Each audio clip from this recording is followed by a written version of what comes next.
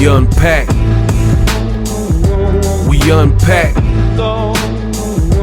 We unpack. Coming to you live. Boxingego unpack. Yeah. We unpack.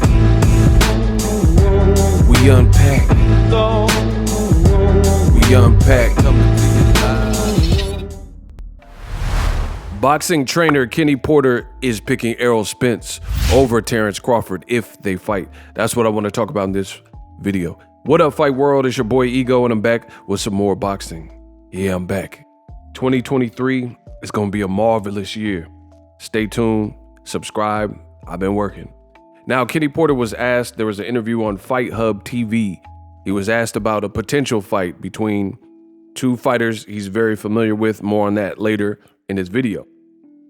Crawford and Errol Spence. Kenny Porter replied, Spence.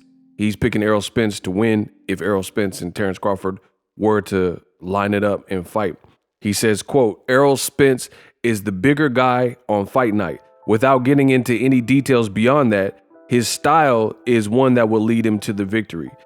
If that's how he chooses to fight him, he can do something to that effect. But he's the type of guy that uses his size and his jab very well, and he will impose his will on you for those rounds as long as they last. Kenny Porter continues, says, I think it goes the distance, but I think Errol Spence wins. No, Spence is not going down. He ain't going down. It's not going to happen. He's not going to down. He said he's not going down. It's not going to happen. Listen, he is not going down. Errol Spence, he's a dog. I've seen him do this for quite a few years since the amateurs.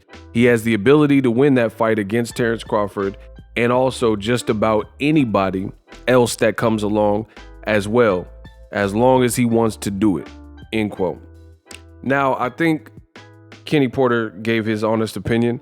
I think the interesting thing here that must be deduced from this interview with Kenny Porter is he has firsthand experience with both fighters and a large amount of it. When we're talking the pro game, as a pro, his son, Sean Porter, who now has a podcast, faced Terence Crawford. His son also faced Errol Spence. For both of those fights, he was the trainer. So he's been in the opposite corner competing against that main event, Errol Spence and Terence Crawford, if they fight. So he knows very, very well what both fighters are capable of doing, right? Now, beyond that, taking it a step further, he also knows both fighters because he was involved heavily in the amateurs and an amateur coach. So he traveled, he knew the Broners, the Terence Crawfords, and Errol Spence. So we're not just talking about a guy who faced him as a pro and has more recent experience. Errol Spence fight that was in 2019, right before the pandemic year in 2020. And then he fought 2 years later, basically, he fought Terence Crawford, and that was during the pandemic in 2021. So it goes and trails and dates back further than that, when Kenny Porter knew both of them, or at least was privy to them in the amateurs. So I think his opinion, again, everyone has an opinion, I get that, but I think his opinion should definitely be considered because he's seen all these guys. I remember having conversations with Kenny Porter, and he was telling me about Deontay Wilder as an amateur, and his son, of course, and also Gennady. Hell no, guys. Hey, Max is big drama. His punch is not. You know, so he's very familiar with all these guys. And for him to pick Errol Spence is very telling. He says Errol Spence uses his size and jab very well. And that's one of the questions I've always had about this particular matchup. I do think Crawford has a chance to win, and I also think Errol Spence has a chance to win. But I've never really publicly picked or privately picked a winner in this fight because I don't like to waste my time. My time is money. I'd rather spend money than spend time because I can always get money back. You can splurge, spend money, lose money, get it back. You can never get your time back. So that's just my mantra and how I've always lived my life. So I don't like to waste time on things that aren't worthy. So until the fight's actually announced, I don't want to spend too much time delivering a fight prediction. However, I have a series of questions that I like to call them, questions for Crawford and questions for Errol Spence. And I always told you it's a 50-50 fight, or it's a 60-40 fight, close fight, pick'em fight. And it depends on who can answer these questions that I have. Now, in terms of Crawford trying to defeat Errol Spence, one of my main questions is fighting a naturally bigger guy with a piston jab like Errol Spence. That jab, I think, gives anyone problems because it's sound and it's powerful. Guys like Kovalev, guys like Errol Spence, guys like the Charlo brothers, both of them, Jermell and Jamal, guys like that, Triple G, they have a jab, but their jab is a power punch. There's other guys that have great jabs, but I'm talking about their jabs are hurtful. If I'm not mistaken, Jamal Charlo dropped J-Rock when he was the mandatory at 154 with a jab, the first knockdown. So there's a lot of guys that jab, but some of them on the spectrum of power, they're not known for having like menacing knockout power. And I'm sure you guys can think of some of those fighters. It's not a knock on them because power is God-given. Not everyone's blessed with the crazy chin. Not everyone's blessed with athleticism or speed or power as well. But when it comes to Errol Spence, his jab is a power punch, and it's stern, it's authoritative, and he can use it consistently. Errol Spence is smart and dynamic enough to know when to use it and to know what opponent to use it again. I heard a lot of the boxing legends, and majority of them were picking Terence Crawford to beat Errol Spence, but a lot of the predictions, like from Tim Bradley and other guys that I was hearing, sounds like more so wishful thinking and what you want Crawford to do to be successful with Errol, rather than what I've seen from Crawford in recent fights, particularly in the welterweight division. What do I mean? Terence Crawford, people like a lot of the boxing legends that were predicting Terence Crawford to win, they were saying he's going to move and box a lot, box and move, and you know, this frenetic movement. And I feel like at best Terence Crawford utilized more of that style at 135, maybe even 140. But as he's gotten older and as he's been more seasoned and as he's moved up to the 147 welterweight division, I see Crawford, who's like more of a go-getter, and he has all finishes at that division, and his style is not this Pernell Whitaker type of style or Money Mayweather type of style where he's not there to be hit. So against a big, strong attrition fighter with a great jab, that could definitely be problems, and clearly Kenny Porter sees that as well. The other interesting takeaway for me is that Kenny Porter's son faced Terence Crawford and had never been stopped in his whole career. Great names with Danny Garcia, Keith Thurman, guys who have power, Errol Spence, Kell Brook, and Terence Crawford. And yet, despite his son being stopped only by Crawford, he's still not picking Crawford. He's picking Errol Spence over Crawford. And the reason I'm bringing this up is because the Bud Buddies, a lot of the Crawford fans and Errol Spence haters, they keep using this, oh, but Errol Spence in 2019 didn't stop Sean Porter and had a tougher fight. So what does that say? Terence Crawford stopped him, but he stopped him 2 years later. Crawford was off the Formea performance.